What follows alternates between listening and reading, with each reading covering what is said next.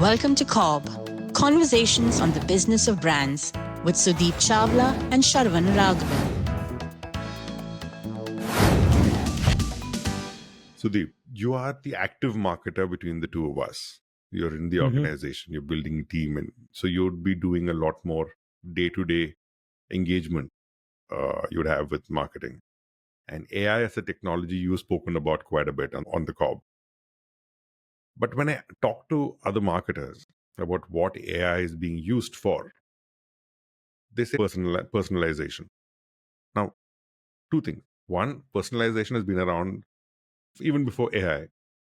But one thing I find quirky is that it is artificial intelligence and personalization itself is supposed to be genuine. So, what exactly is going on in this space?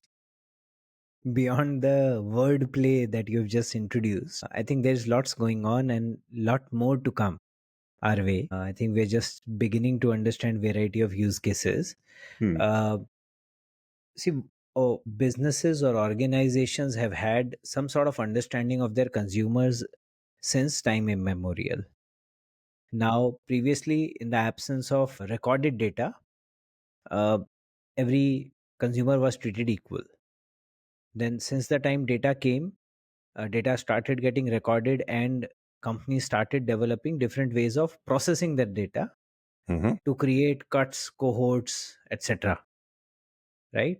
And if you remember, when we were working in the same company, Mm-hmm. we used to talk about CZ competition zones, CZ5, CZ7, etc., which were once a year data cuts that you would get into, and you would try to study the commonalities in that particular consumer zone or consumer cohort, right? So that's what businesses used to do. Now, what AI has enabled them to do is to create cohorts of infinitesimally small sizes, Mm-hmm.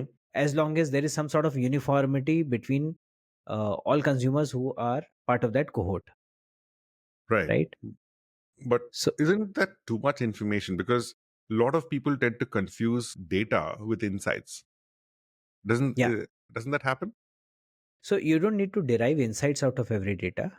It's just that you can possibly allow AI or use AI Mm-hmm. to create messaging, slightly more intelligent messaging, basis the data that is available with you. Okay, you are now putting marketers on par with content creators. Correct. Correct. So Okay. now, as a marketer, you have uh, two, three kind of tasks that are lined up for you when Mm-hmm. you're handling a brand, right? So one part is this whole uh, brand creation, right? We have spoken multiple times about it. The product is at the center of the brand, but then you build all sorts of package around it, including the story, the narrative. You design every consumer interaction point, thereby creating the whole branding or bundle of promises around it. Second piece is also then to find an effective way of taking that branding to consumers, which is marketing, finding a good way of lending that marketing very well. Mm-hmm. And then lastly, for people who now understand your brand, to continue to engage them, delight them, and keep doing the task number two, which is taking your branding to newer and newer people, right? So therefore, there is content creation for creating branding, Mm-hmm. or creating or doing marketing, and then there is content creation to build engagement with people who are already bought onto your brand, right? It's interesting that you're equating a marketer's job with that of content creators. In a way, I do get what you're saying. Okay. Yeah. Yeah. So there is content creation is a part of marketer's job, or at least guiding the content creators, etc. But coming back to where we started from, AI, right? Yes. Now I'm seeing that marketers as well as content creators have started using AI significantly, and I'm seeing two kind of work happening on this front Okay. in marketing side. And the reason I picked this up is that I wanted people to spend a little bit of time, all our listeners to spend a little bit of time thinking about both kind of works that are happening, both Mm-hmm. kind of use cases, and which one of them is what they want to deploy for what kind of purpose, Okay. right? The first one is, and let me start with examples. You must have seen the Cadbury Celebrations ad by Shah Rukh Khan. Correct. Which was done for every local store that you could use it for. Correct. So and the ad says that there is this Diwali festivities, and Shah Rukh Khan talks about the fact that if you really want to make it festive, go buy this from this store, right? So not only does Shah Rukh Khan utter the name of the store, but it also speaks about something specific that the store sells, right? And hence, what does this do? This entire activity, the way it was envisaged, etc., it feels personal because it is very clearly naming one particular shop, and it also has a heartwarming gesture behind it, right? It is really almost creating marketing for somebody who could never market themselves very well, right? So the combination of this personalization and this nice warm gesture is what really makes the recipient feel that it is a personal effort by Cadbury. Right. It is Right? very personalized, right? Very personalized. And I call this hyper personalization, Fair. Okay. right? That So is very something simple. rare, though. Not It all is rare. brands do this. It Yeah. is rare because Okay. it is difficult. Yeah. Yeah, it is difficult. You have to have genuine intent at your heart, Right. and lazy work doesn't cut it. Fair enough. What's the other kind of personalization there? Other one, again, start with example. Whenever the year ends or year is about to end, all of us start hearing about Spotify rap, right? What is it that you listened? Who was your top artist, etc., etc. And then this year, I also saw an execution by Zomato where they created a New Year video for you, and they'll say that this year you troubled us this many times, right? And looking at your choices, these are the monikers we will give you. You are a picky eater, you're a budget Okay. seeker, and stuff like that. Okay. Okay. So, some sort of data that gives you something Huh. about you, right? Okay. Both of these are kind of equal. It is created with data which is personal to you. So, to that extent, it is customized. Yeah. But it is just playing back what you did and not really adding tremendous amount of value to you, right? So, this one, I think, to the recipient feels mildly personal. Yeah. But it is not really touching your heart, or it is not really creating a deep enough impression. This one is what I call as mass personalization. Okay. So there is hyper personalization And and mass there is personalization. mass personalization. Sticking to these two examples, one, like you said, is hard to do. It takes a whole lot of intent. I would even hazard to say organizational intent to get it done, which is the hyper personalization. And mass personalization is easily doable, but it doesn't necessarily warm the consumer's heart. It doesn't really feel special. It just feels like a fun thing. Now, with these two personalization tools, which one would you say is more valid consumer delight tool for the marketer to use? I would say both are valid, right? Okay. I'm not ditching one for the other, or I'm not rubbishing one for the other. I think like it always is with marketers, almost every tool that appears on the market, you need to understand what purpose we have to use it for, right? Now, in this case, we have to understand what use cases might demand the deployment of either hyper personalization or mass personalization. Yeah. Okay. So, again, my theory when I was thinking about it, and this is how I would process it. If you want the consumers to feel deeply understood, you should use hyper personalization, right? Uh, Typically, when a consumer is in their purchase journey, where they are really seeking something, absolutely seeking something which meets their requirements. So, the more AI based help that you can generate for the consumer by understanding, asking them intelligent questions, and by understanding what they really need, they would really feel helped when you're trying to resolve a query, right? When a consumer is in dire need, or when you're trying to land a proposition. Yeah. When you want consumers to really believe in your proposition, These are 3-4 reasons for which you would possibly use hyper personalization. In Okay. all of these cases, the consumer wants to feel deeply understood by the brand. Okay. Okay. I have a question, but I'm going to hold on till you explain mass also here. Yeah. Now, from a mass point of view, I think whenever, and this is a valid task again, whenever you want to engage your consumers, then you can use mass personalization, right? One of the most common things that you would see businesses do is to send personalized greetings, mails to their customers. Now, that is mass personalization. It'll have your name, dear Sharavana Raghavan. Thank you for being with us, etc., etc. HDFC and all of them send this dime a dozen. That is mass personalization. Now, is it creating a tug at your heart? No, right? But do you think it is meant specifically for you? Yes, it is, because it Okay. has your name, etc. on it. So it's just engaging you, right? Right.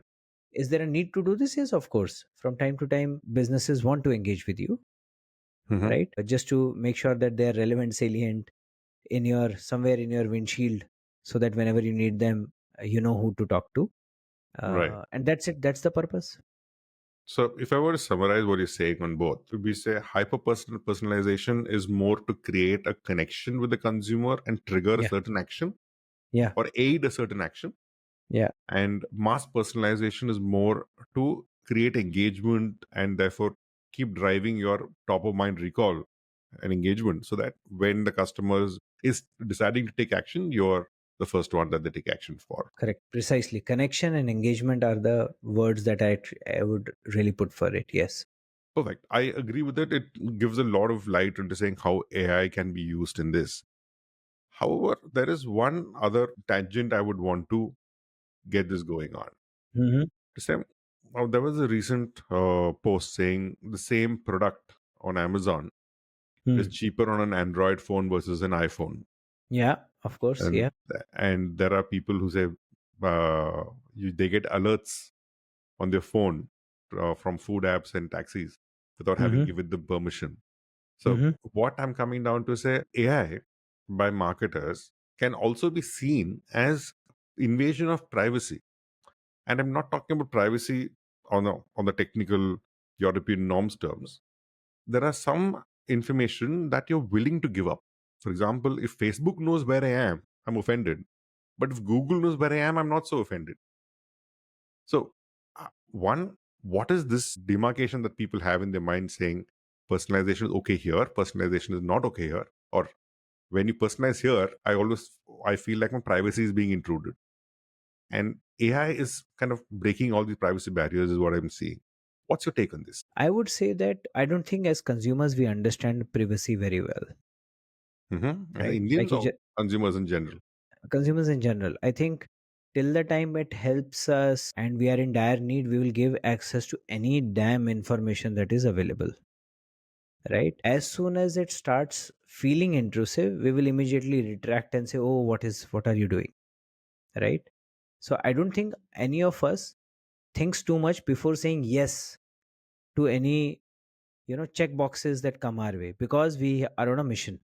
Right. We just keep saying okay, okay, okay. If something is mandatory, it is done. Okay. Yeah.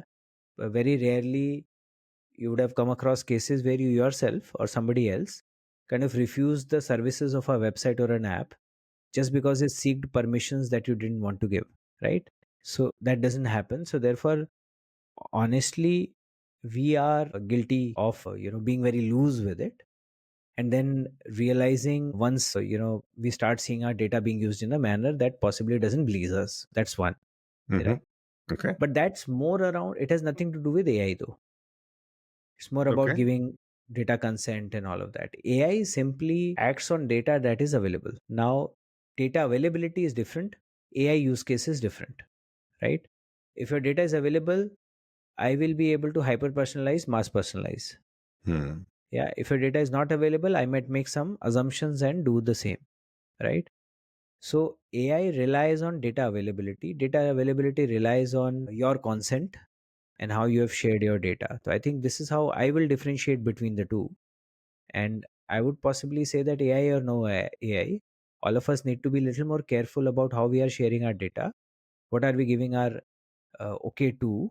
Mhm. And if you think there is a app or a website that is repeatedly asking you permissions that you don't want to give, you still have the power. You can say no, and you can download them in the app store, Hmm. and it really can make a difference. Right. So I was more asking this in the sense that I agree with you, where AI works with data and kind of comes up with great stuff. And I was more curious about where AI assumes certain things. Right? That's the power of generative AI. It's Hmm. able to fill in the blanks when data isn't available. And sometimes this filling in the blanks seems scarily accurate because it's got Hmm. so much data it's already working on. And Hmm. that really puts people off. Say, I didn't give this information, but how the hell do you know it about me?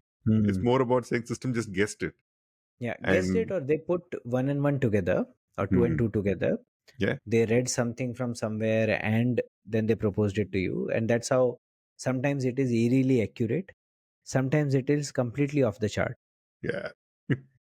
right? But So that's the nature of data, unfortunately. And data is the layer on which AI and many other technologies are resting. So their application is as good as the data that is available to it. so last question on this.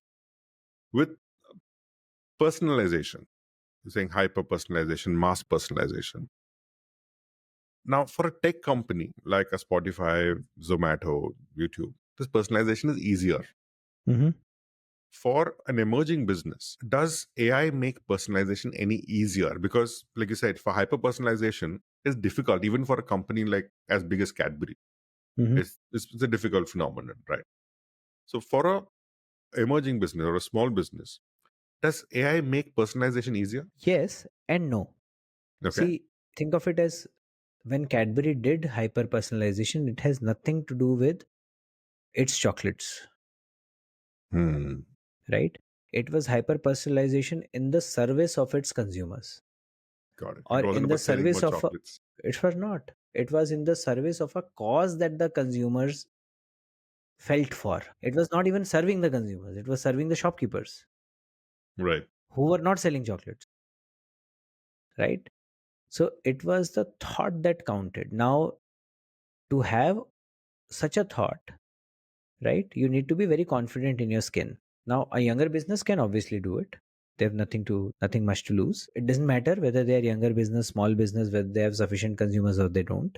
It's the thought that counts, right? But more importantly, all the businesses that are getting built now, a Hmm. lot of them have access to first party and third party data. So I think it must be significantly easier for them to hyper personalize from the very first day. In fact, it is not uncommon for a lot of the first trialists or first few trialists of a business to in fact get a call from the founder themselves to check about how is the surveys, what is it that they liked, what is it that they did not like, etc., etc. All of those are attempts at hyper empathy with the consumer, Hmm. leading to hopefully hyper empathization and hyper personalization. Perfect. Lovely, Sudeep. It's pretty refreshing to understand how AI is helping personalization and also driving the privacy angle into it. I think Hmm. it's a very clear. I think what I'm going to take away most here is that you hyper personalize to connect and you mass personalize to engage. Thank you so Yeah. much for this one. Thank you for listening to CoB, Conversations on the Business of Brands with Sudeep Chawla and Sharavana Raghavan. Subscribe and learn more at cobcast.net.